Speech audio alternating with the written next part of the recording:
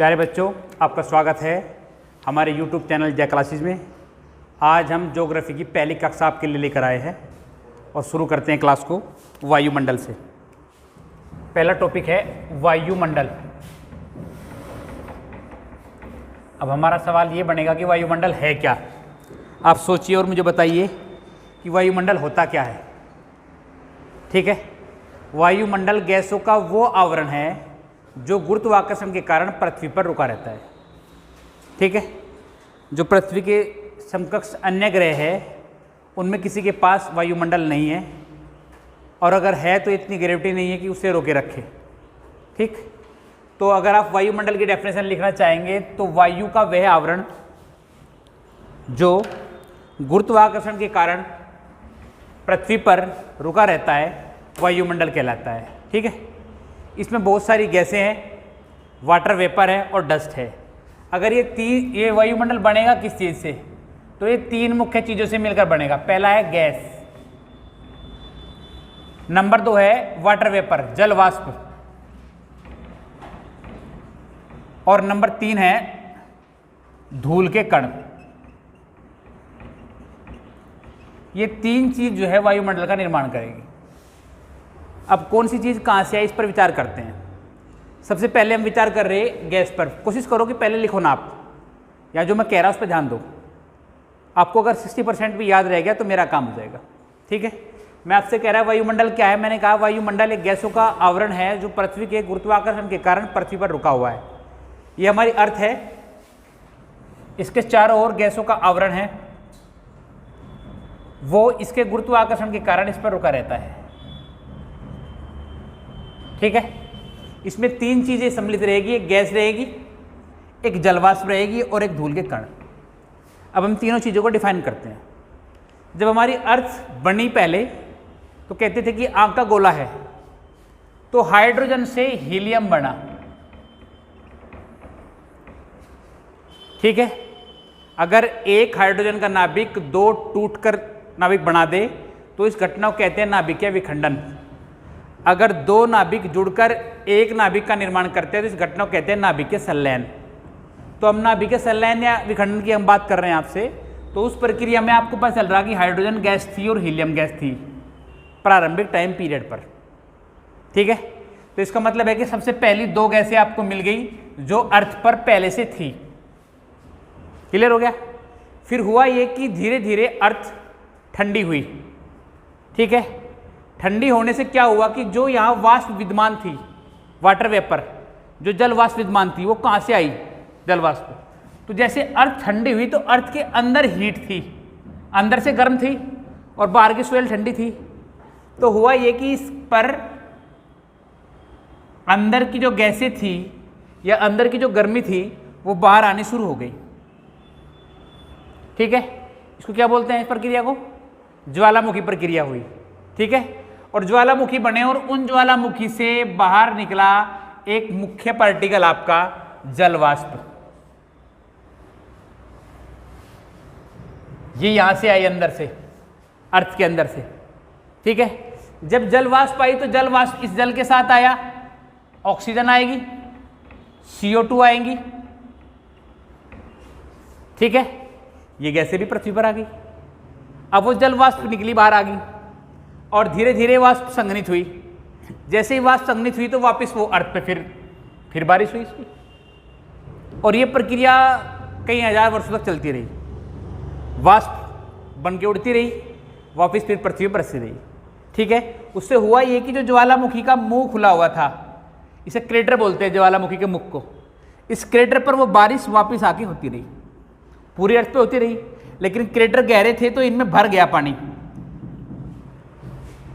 जब तक अंदर से ऊष्मा निकलती रही ये पानी उड़ता रहा, लेकिन एक निश्चित समय टाइम के पीरियड के बाद में ये पानी निकलना बंद हो गया, वो ऊष्मा निकलनी बंद हो गई और ये पानी इन क्रेटर में भर गया। और इस तरह से जगह जगह क्रेटर में पानी भर गया और हमारी अर्थ पर जगह जगह पानी के भरने से क्या बन गए, महासागरों का निर्माण हो गया और पृथ्वी पर गैसों की अधिकता हो गई। इस पूरी थ्योरी से आपने एक चीज समझी कि जो अर्थ के पास है फिलहाल चीजें, वो सारी की सारी गैसें हो, जल हो या जलवाष्प हो, वो सब कुछ अर्थ का अपना है। अर्थ पे बाहर से कुछ नहीं आया। अगर हम देखें तो अर्थ के पास एक ही चीज़ बाहर से आती है, वो है सनलाइट, सूर्य का प्रकाश। वो अलग अलग चीज़ों में फिर काम करेगा। ठीक है, कोई कन्फ्यूजन नहीं आता तक।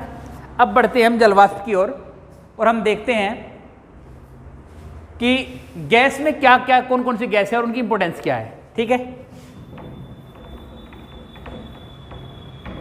जलवाष्प के बारे में आप समझिए कि जलवाष्प क्या था, इसके बारे में फिर एक बार बात करेंगे हम। पहले गैस के बारे में बात कर लेते हैं। पृथ्वी पर सबसे पहली गैस है नाइट्रोजन। ठीक है, नाइट्रोजन की अधिकता कितनी है? नाइट्रोजन कितनी?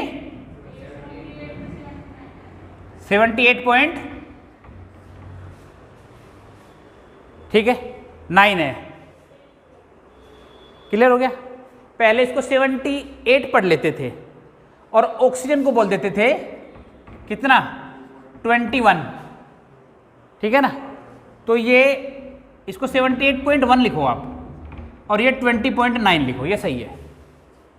78.1 नाइट्रोजन और 20.9 हो गया ऑक्सीजन। इसको 20 बोल देते थे और इसको 79 बोल देते थे। ठीक है, तो एग्जैक्ट ये है कि किसी किसी क्वेश्चन में ऑप्शन में आपको 78 मिल जाएगा और 78.1 मिल जाएगा। तो हम बात करते हैं नाइट्रोजन की बात। जो हमारा वायुमंडल है उसमें विद्यमान सारी गैसों में सबसे प्रमुख, ये सबसे अधिक पाई जाने वाली गैस है। ठीक है, 78.1। अगर इसकी किस ऊंचाई तक मिलेगी तो ये मिलेगी आपको 148 किलोमीटर तक। ये 148 किलोमीटर ऊंचाई तक मिलेगी। अब इसका ऊंचा होने का मतलब है कि ये अन्य गैसों की तुलना में हल्की गैस है। ठीक है, अगर हम बात करते हैं, क्वेश्चन अभी हाल फिलहाल में आया था कि क्या ये जो गैस है नाइट्रोजन, ये श्वसन की प्रक्रिया में भाग लेती है कि नहीं लेती है। ठीक है, ये सवाल आपसे पूछ सकता है। तो ये श्वसन की प्रक्रिया में भाग नहीं लेगी। अगर कोई व्यक्ति श्वसन करता है तो श्वसन में वायुमंडल की संपूर्ण गैस उसके अंदर जाएगी, माने 78.1 इतनी जाएगी आपकी, उसके बॉडी के अंदर जाएगी नाइट्रोजन, इतनी जाएगी ऑक्सीजन, और CO2 हमारे पास कितनी है? 0.3%, यानी ये जाएगी इतने परसेंट ही। लेकिन जैसे उसने अंदर सांस खींचेगा तो ये सारी गैसें इतनी जाएगी, लेकिन जैसे ही वो गैस बाहर निकालता है, सांस बाहर छोड़ता है, तो सांस बाहर छोड़ने में इसकी जो वैल्यू है सेम एज रहेगी, 78.1 ही रहेगी श्वसन करने के पश्चात। ये लगभग 16% हो जाएगी। ऑक्सीजन जो है वो घट के 21% है, लगभग 21 से 16% हो जाएगी। 5% ऑक्सीजन उसकी बॉडी में ऑब्जर्व हो जाएगी। ठीक है, ऊर्जा के विखंडन की प्रक्रिया करती है, बॉडी के अंदर जाएगी, बॉडी के अंदर जो ऊर्जा बनेगी उस ऊर्जा को तोड़ने का काम करेगी। जो तीसरी है CO2, ये बढ़ के 3 से 4% हो जाएगी जब वो सांस छोड़ देगा। बोलो यहाँ तक कोई कन्फ्यूजन है क्या? ठीक है, तो मैं बात कर रहा था कि सवाल बनेगा कि क्या ये एक कंडीशन होगी। दूसरा एक सवाल हाल फिलहाल के कल परसों के पेट में आ रहा, वो कौन सा सवाल था? हाँ, ये हरित गैस भी नहीं है। ठीक है, ग्रीन हाउस गैस जिसकी हम बात कर रहे हैं, कल परसों सवाल में था, ये ग्रीन हाउस इफेक्ट में भी काम नहीं करती। इसको ग्रीन हाउस गैस भी नहीं कहते। अगर आपसे पूछ लिया तो ग्रीन हाउस मुख्य गैस है CO2। ठीक है, मुख्य गैस अगर हम पूछे तो CO2 है। ये संदीप ने अभी बताया कि वाटर वेपर भी है। वाटर वेपर की अधिकता है। अगर आपसे मुख्य गैस पूछी जाएगी ग्रीन हाउस इफेक्ट की तो वो CO2 है।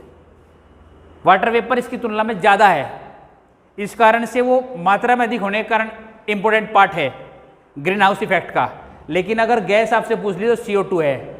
ये सबसे भारी गैसों में से एक गैस है। ठीक है, अब सवाल पैदा होता है कि ग्रीन हाउस इफेक्ट क्या है। अगर आपसे कोई पूछ ले कि ग्रीन हाउस इफेक्ट क्या है तो वो समझिए आप जरा। ये हमारी अर्थ है। ठीक है, इसके चारों ओर गैस का आवरण है।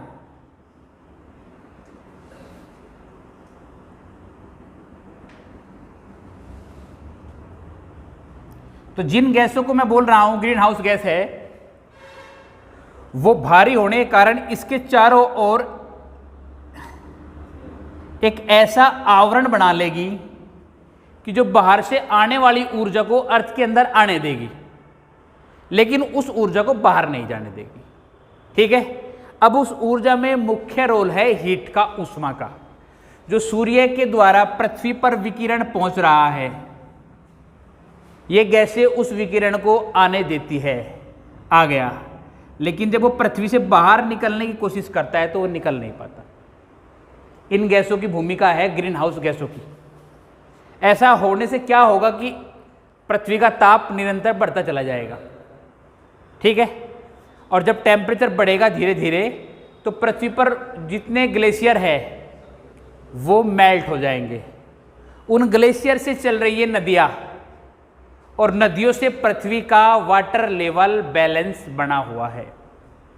अगर तेजी से पृथ्वी का तापक्रम बढ़ता चला गया और तेजी से सारे के सारे ग्लेशियर पिघल गए तो सारी की सारी नदियाँ भी एक निश्चित समय के पश्चात सूख जाएगी। पहले तो बहाव बढ़ेगा क्योंकि वो तेजी से मेल्ट होगा, तो नदियाँ में पानी का लेवल बढ़ जाएगा, वाटर लेवल बढ़ जाएगा, सब चीज़ें ठीक हो जाएगी, ज़्यादा हो जाएगी। लेकिन कब तक? जब वो जल्दी जल्दी मेल्ट हो जाएगा तो सारे ग्लेशियर पिघल जाएंगे और फिर पानी नदियों के बहाव का, नदियाँ सूख जाएगी। जब नदियाँ सूख जाएगी तो पीने योग्य पानी का जो लेवल है वो नीचे चला जाएगा और अत्यधिक दोहन के कारण पानी समाप्त हो जाएगा और आदमी के जीवन का सबसे विकट समय आ जाएगा। अगर पीने योग्य पानी नहीं मिला तो धीरे धीरे जो है हमारी जो जातियाँ हैं या जितना भी जीवन पृथ्वी पर है वो सब समाप्त हो जाएगा। तो ये ग्रीन हाउस इफेक्ट है। इस ग्रीन हाउस इफेक्ट में आप समझ गए कौन सी गैसें किस तरह से काम कर रही। ठीक है, या तो कोई कन्फ्यूजन नहीं है। ये दो प्रकार का विकिरण है, एक विकिरण को अवशोषण करता है, एक विकिरण को व्यर्थ कर देता है, वापस लौटा देता है। तापक्रम बढ़ाता है, तापक्रम घटाता है। तो ये पृथ्वी का तापक्रम इन गैसों के इफेक्ट के कारण कम नहीं हो रहा, निरंतर बढ़ता जा रहा। निरंतर बढ़ते रहने के कारण ऐसा हो गया कि जैसे हम किसी कुकर के अंदर बंद हो गए और उस कुकर को हीट करना शुरू करते, तो अब कितना टेम्परेचर हम एडजस्ट कर पाएंगे। समस्या ये है कि आदमी ने अपनी सुविधा के लिए चीज़ें एडजस्ट कर ली, हमने एसी बना लिया, अपने आप को टेम्परेचर से बचाने के लिए हमने एसी, जैसे CFC भी एक पार्ट है इन ग्रीन हाउस गैसों का जिस पर हम बहुत विचार कर रहे हैं। जितनी सारी गैसें हैं सब नेचुरल गैसें हैं। CFC ऐसी है जो हमने बनाई, ये कृत्रिम पार्टिकल हो गया। तो कह रहे कि भाई नेचुरल गैसें हैं उनमें तो कुछ छेड़छाड़ कर नहीं सकते, पर जो कृत्रिम बना रहे इसमें तो हम काम कर ले, क्लोरोफ्लोरोकार्बन में तो हम क्या कर रहे हैं कि आदमी अपने बचाव के लिए एसी चला रहा, और एसी चला रहा, एसी से जितने शीतलक है सभी से CFC रिलीज हो रही, तो ये भी ग्रीन हाउस इफेक्ट में काम कर रही। लेकिन केवल आदमी और जो जीव है, पक्षी है, जितने पशु है या अन्य जीव है, छोड़ के आदमी को सारे के सारे उस अतिरिक्त टेम्परेचर की मार झेलेंगे। होगा ये कि सबसे पहले उन पर संकट आएगा। जैसे अर्थ का टेम्परेचर बढ़ेगा, उनके पास तो कोई एसी नहीं है, कोई ऐसी साधन नहीं, पंखे नहीं है, सबसे पहले उनके जीवन पर संकट आएगा और धीरे धीरे वे समाप्त होंगे, क्योंकि वे पूरे के पूरे अर्थ के सिस्टम को बैलेंस प्रदान करने के लिए एक चक्र बना हुआ है और उस चक्र की कड़ी का एक पार्ट है। उनके मरने से वो कड़ी ब्रेक हो जाएगी, टूट जाएगी। चक्र टूटने से अर्थ का बैलेंस बिगड़ जाएगा और धीरे धीरे व्यवस्था और बिगड़ेगी। ठीक है, क्लियर, समझ में आ गया? तो मुझे लग रहा है कि आपको ग्रीन हाउस इफेक्ट समझ में आ गया होगा क्या चीज़ है ग्रीन हाउस इफेक्ट। आगे बढ़ते हैं। मैं आपसे बात कर रहा था, पहली गैस मैंने आपसे बात कर ली नाइट्रोजन की, श्वसन प्रक्रिया में कहाँ भाग ले रही। दूसरी गैस ऑक्सीजन है, कहाँ से आई? मैंने बताया वाटर वेपर से आई। ठीक है, जल वाष्प में H2O होता है। ठीक है, यहाँ से ऑक्सीजन टूट कर अलग होगी थी, हाइड्रोजन और ऑक्सीजन के अलग होने से अर्थ पर ऑक्सीजन आ गई। ठीक है, इंपॉर्टेंट चीज़ है क्योंकि यहाँ श्वसन की प्रक्रिया में भाग लेती है। तीसरी चीज़ है CO2। ठीक है, CO2 आग बुझाने में काम करती है। ठीक है, आग बुझाने की का इंपॉर्टेंट पार्टिकल है, इसके साथ सम्मिलित हो जाती है नाइट्रोजन। अगर आपसे पूछा जाए, अगर किसी सिलेंडर के अंदर मिश्रण भरा हुआ है दो गैसों का, तो उसमें CO2 प्लस नाइट्रोजन होगी। नाइट्रोजन भारी गैस है, प्रेशर बढ़ाएगी। हमारे 148 किलोमीटर के आवरण में फैली हुई है, अन्य गैसों पर बाहर से अंदर की ओर प्रेशर बना रही। अर्थ का जो गुरुत्व है वो थाम रहा है उसको, गुरुत्वाकर्षण बल प्लस उसका प्रेशर। तो जब किसी फायर सिस्टम में हम इन दो गैसों का मिश्रण यूज करेंगे तो यहाँ नाइट्रोजन बनाएगी दबाव, प्रेशर, और होगा ये कि उस जिस एरिया में आग लगी हुई है नाइट्रोजन उस एरिया से को बढ़ने नहीं देगी, आग के एरिया को छोटा कर देगी और CO2 उसे बुझा देगी, CO2 करेगी बुझाने का काम। ठीक है, कोई कंफ्यूजन नहीं। इन गैसों के बारे में बात कर ली। अगर बात करें हम ऑर्गन, ये 0.94 के आसपास इतने प्रतिशत है वायुमंडल में। ठीक है, ये एक निष्क्रिय गैस है, ये निष्क्रिय गैस है। ये ऐसे आवरण में प्रयोग करी जा कि जहाँ जिसकी क्रियाशीलता हमें कम करनी हो। जो पुराने बल्ब आते थे हमारे, उनके अंदर हम ऑर्गन गैस का प्रयोग करते थे। ठीक है, निष्क्रियता करने के लिए, जिससे जो बल्ब का तंतु है वो आग न पकड़े। अत्यधिक गर्म होने के बाद भी निष्क्रियता, अगर उसके अंदर हमने ऑक्सीजन डाल दी तो आग लग जाएगी। ठीक है, तो ये गैस वहाँ प्रयोग होगी। तो मैंने आपसे सारी गैसों की बात कर ली। वाटर वेपर कहाँ से आया ये मैंने आपसे बात कर ली। इसमें मुझे लग रहा है आपको कोई कन्फ्यूजन नहीं होगा। वाटर वेपर आया कहाँ से हमारे पास? ज्वालामुखी विस्फोट हुआ और ज्वालामुखी के लावे के साथ जो मुख्य घटक है वो वाटर वेपर है। जब ज्वालामुखी पढ़ाऊंगा तब इसके बारे में बात करूंगा, कोई समस्या वाली बात नहीं आपके लिए। यहाँ तक आज के लेक्चर में कोई कन्फ्यूजन हो तो मुझे बताओ। थर्ड पार्टिकल हो गया डस्ट पार्टिकल, धूल के कण, ये भी वायुमंडल में विद्यमान होते हैं। अगर हम जलवाष्प की बात करें, एक सवाल जलवाष्प से बनता है आपके लिए। जलवाष्प को पृथ्वी का कंबल कहते हैं। जो जलवाष्प होती है वाटर वेपर, उसे पृथ्वी का कंबल कहते हैं। होता ही है कि पृथ्वी के चारों ओर जलवाष्प है बादलों के रूप में। जब तक वो संघनित नहीं होती तब तक वो बूंद नहीं बनती। जब जलवाष्प संघनित होगी, ठंडी हो जाएगी, तो संघनित होकर बूंद बन जाएगी और बूंद बनकर पृथ्वी पर गिर जाएगी और बारिश होगी। ठीक है, अगर हम अर्थ को डिवाइड करें तो हम ये पाते हैं कि भूमध्य रेखा के पास 3 से 4% जलवाष्प होती है और ध्रुवों पर 1 से 2%। ठीक है, जहाँ ताप ज़्यादा होगा वहाँ जलवाष्प ज़्यादा होगी। ये छोरी कहती है जहाँ ताप ज़्यादा होगा वहाँ जलवाष्प ज़्यादा होगी। आप समझ लीजिए, अगर टेम्परेचर, हमने यहाँ पानी भरा हुआ है और टेम्परेचर इस क्षेत्र का बढ़ गया तो जलवाष्प बनने की प्रक्रिया तेज हो जाएगी। मैं ये नहीं कह रहा कि कम टेम्परेचर में वाष्पन नहीं होता। कम टेम्परेचर में भी हमारे घरों में रखे हुए कपड़े सूख जाते हैं, लेकिन होता ही है कि सर्दियों के बरसात के सीजन में हमारे कपड़े 2 दिन में सूखते हैं और गर्मी के सीजन में वो 2 घंटे में सूख जाते हैं। तो इसका मतलब है कि टेम्परेचर वाष्पन की प्रक्रिया को तेज कर देता है। ये विज्ञान कह रहा है इस बात को। तो होगा ये कि ध्रुवों पर जलवाष्प ज़्यादा होगी 3 से 4%, और भूमध्य रेखा पर, और ध्रुवों पर कम होगी। इस कारण से जब ये जलवाष्प यहाँ संघनित होगी तो यही कारण है कि भूमध्य रेखा पर वर्षा भी अधिक होती है और ध्रुवों पर कम। समझ में आया? जो यहाँ की जलवाष्प है ये संघनन बहुत तेजी से होने के कारण यहाँ बर्फबारी होती है, ध्रुवों पर होती है बर्फबारी, बर्फ पड़ती है। ठीक है, तेज संघनन होता है। जो 1 से 2% जलवाष्प है वो संघनित होकर तेजी के साथ बर्फ बनकर गिर जाती है, जिस कारण से इन दोनों हिस्सों पर ग्लेशियर है। समझ रहे? और यहाँ संघनन धीरे धीरे होता है, जितनी भी है वो धीरे धीरे संघनित होगी और धीरे धीरे वर्षा होगी, लेकिन इस क्षेत्र पर वर्षा की तुलना जलवाष्प के कारण यहाँ ज़्यादा होगी।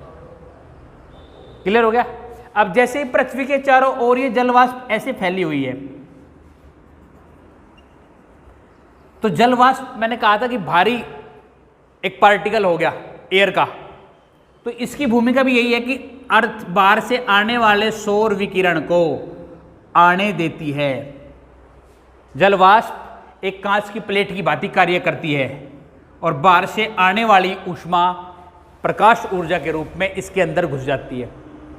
ठीक है, लेकिन जब वो ऊष्मा बाहर निकलने की कोशिश करेगी तो वो ट्रांसपेरेंट प्लेट कांच की उस ऊष्मा को जल्दी या तेजी के साथ रिलीज नहीं होने देगी। ठीक है, इस कारण से पृथ्वी के तापक्रम को बनाए रखती है, ये इसकी भूमिका है, इसीलिए इसे पृथ्वी का कंबल कहते हैं। अगर हम तुलना करें बुध की, बुध का टेम्परेचर दिन में पृथ्वी की तुलना में कई गुना अधिक रहता है, सूर्य के सबसे नजदीक है। लेकिन रात को बहुत कम होता है, माइनस में चला जाता है। फैक्ट यही है कि उसके पास अपना ना तो कोई वायुमंडल है ना उसके पास जलवाष्प है, तो वो जो एनर्जी वो दिन में लेता है रात को बड़ी जल्दी से रिलीज कर देता है। इस कारण से दिन में टेम्परेचर बहुत ज़्यादा और रात को बहुत कम होता है। तो पृथ्वी पर इस बैलेंस को बनाए रखने के लिए जलवाष्प महत्वपूर्ण भूमिका में काम करती है।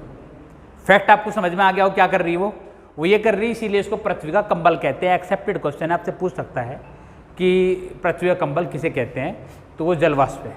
कुछ समुद्री हवाएं हैं जो क्षेत्र के अकॉर्डिंग उन्हें उस क्षेत्र का कंबल कहेंगे। ये हम ज्योग्राफी में आगे बढ़ेंगे तो आगे पढ़ेंगे। अब बात करते हैं डस्ट पार्टिकल्स की। वायु के साथ कुछ धूल के कण हैं जो मिलकर वायुमंडल में शामिल रहते हैं, उनकी भूमिका भी यही है, वो वायु के ग्रेविटी फोर्स को बढ़ा देती है, गुरुत्व को बढ़ा देती है, क्योंकि वायु का भार बढ़ा देंगे वो, जिस कारण से वायु पृथ्वी के आसपास ही रहती है, पृथ्वी के वायुमंडल को नहीं छोड़ के जाती। ठीक है, क्लियर हो गया, कोई कन्फ्यूजन नहीं। दूसरा बात, पृथ्वी पर रहने वाली जो ताप अवस्था है उसे बनाए रखते हैं और श्वसन और किसी प्रकार की प्रक्रिया में वो भाग नहीं लेते। उनका रोल है न्यूट्रल, चाहे वो आग बुझाने की प्रक्रिया हो, चाहे श्वसन हो, प्रकाश संश्लेषण की प्रक्रिया में CO2 सबसे बढ़िया पार्टिकल है। फोटोसिंथेसिस, ठीक है, CO2 ध्यान रखना। अगर अर्थ पे ऑक्सीजन की बात करें हम, वाटर वेपर के आने से पहले भी अगर हम अर्थ ढूंढेंगे या अर्थ पे ऑक्सीजन का आना हम ढूंढेंगे तो पृथ्वी पर नील हरित शैवाल पैदा हुआ था। अर्थ पर पानी जगह जगह भर गया, उस पानी में सबसे पहले नील हरित शैवाल पैदा हुआ। ऑक्सीजन ज़्यादा आने के कारण समझिए, वाटर वेपर जितनी अंदर से निकली उसमें तो ऑक्सीजन थी, लेकिन और ऑक्सीजन कहाँ से रिलीज हुई?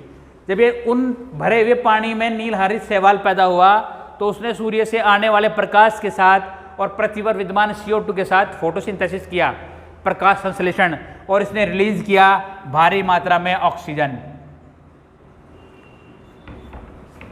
ठीक है, जो पृथ्वी पर ऑक्सीजन का बड़ा परसेंटेज है वो पृथ्वी पर एक बड़ी मात्रा में नील हरित शैवाल पैदा हुआ और उस नील हरित शैवाल ने फोटोसिंथेसिस की प्रक्रिया करी और उस फोटोसिंथेसिस की प्रक्रिया के कारण ही हमारा जो है ऑक्सीजन की मात्रा पृथ्वी पर इतनी हुई। समझ में आ गई बात? क्लियर हो गया?